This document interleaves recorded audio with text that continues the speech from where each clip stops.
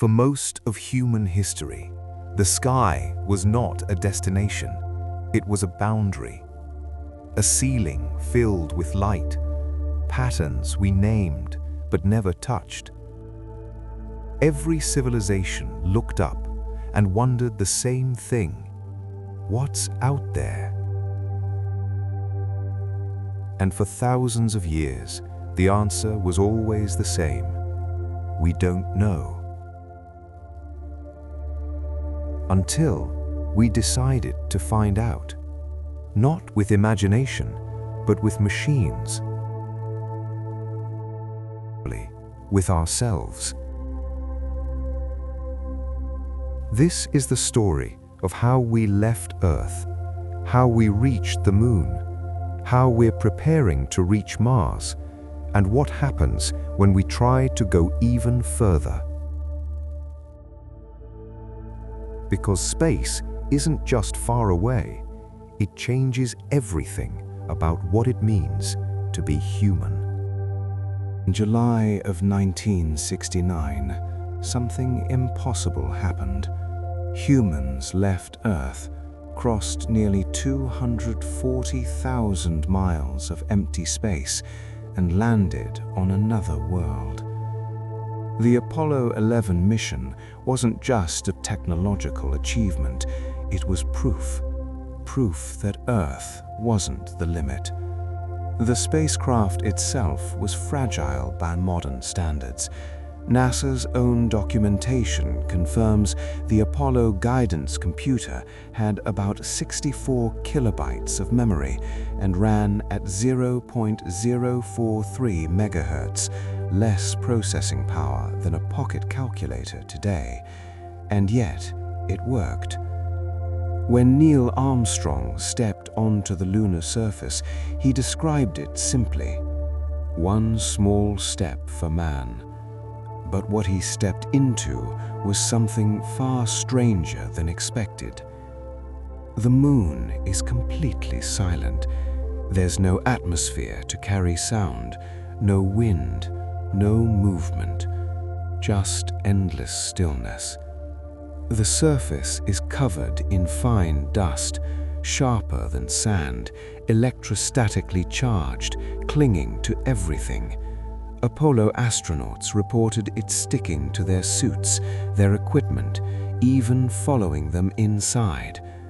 Temperatures on the Moon swing violently from about 117 degrees Celsius or 243 degrees Fahrenheit in sunlight to nearly minus 169 degrees Celsius or minus 272 degrees Fahrenheit in shadow. It's not a place meant for life. And yet, we stood there. Between 1969 and 1972, humans visited the Moon 6 times. And then, we stopped. Not because it wasn't possible, but because the Moon wasn't the final destination. It was a test, a first step into something much larger. In low Earth orbit, humanity built a laboratory, the International Space Station.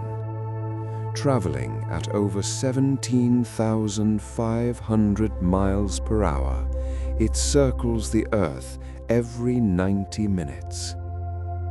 Inside, astronauts live in microgravity, and the human body does not like it. According to NASA research, bone density decreases by 1 to 1.5% per month. Muscles weaken without resistance. Fluids shift upward, affecting vision. Even the heart doesn't work the same way. Without gravity, it doesn't have to pump as hard. Over time, the body begins to adapt, but those adaptations come at a cost. Astronauts returning to Earth often struggle to walk. Their bodies have forgotten how. Space doesn't just challenge our technology, it challenges our biology. And if we can't solve that, we can't go further. Mars is the next logical step, but logic doesn't make it easy. At its closest, Mars is about 34 million miles away. At its farthest, over 250 million. A mission there isn't days, it's months. And once you leave, there's no turning back. Communication delays can reach up to 20 minutes one way, meaning astronauts on Mars would be completely on their own. Mars is often called Earth-like, but that's relative. Its atmosphere is thin, mostly carbon dioxide. Surface pressure is less than 1% of Earth's. Liquid water can't exist for long. Radiation from space reaches the surface constantly, and global dust storms can cover the entire planet. According to NASA findings, Mars once had rivers, lakes, maybe even oceans. Space doesn't just isolate the body, it isolates the mind. On Earth, silence is rare. There's always something. Wind, movement, life. In space, there is nothing. Just machinery and distance. A mission to Mars could take 2 to 3 years, confined to a small space with the same people, knowing Earth is getting further away every second.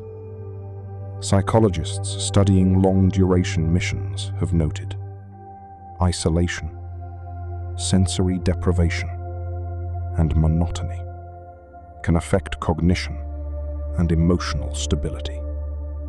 Space doesn't just test survival, it tests identity. Mars isn't the end. It's just where things start to get difficult. Beyond Mars, the solar system opens up. Gas giants, frozen moons, hidden oceans beneath ice.